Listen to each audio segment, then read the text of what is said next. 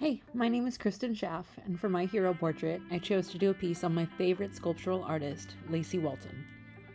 I've been following Lacey's art for over a decade, and it's been a huge inspiration in my life when combining my passions for art and nature. She specializes in flameworking, often focusing on goddesses of natural elements while integrating different plants, trees, and flowers.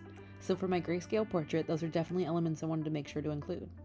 I also wanted to be able to capture the feminine beauty she's able to retain and represent while working in a male-dominated industry. For my monochromatic color scheme, I wanted to stick with shades of elemental themes, like greens or earth shades, but wound up settling on a kind of water goddess theme and fell deeply for the way the image turned out in all blues. For my complementary color scheme, I knew I wanted to pull some oranges in to bring out the petals and the flowers and the background of the sculpture's hair, and I really like how this burnt marigold and light creamsicle color made those elements pop. To complement the burnt orange and cream color, I went with this soft, slightly tealed out blue and navy. For my split complementary color scheme, I used a soft pastel yellow on one side, and then balanced it out with a split of blues and purples, and decided to keep the black as it helps certain details stand out. I really like the more subtle contrast in her skin tones in this version, as well as the more intense contrast in the sculpture.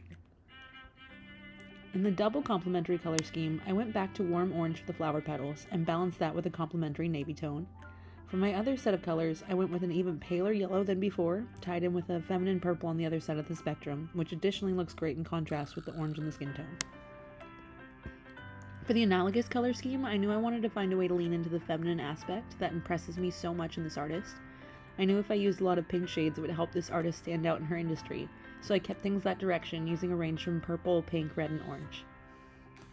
In the triadic color scheme, I knew I wanted to go secondary colors like green, orange, and purple, but kept tweaking the saturations and brightnesses a bit until I wound up with this kind of teal, apricot, magenta scheme.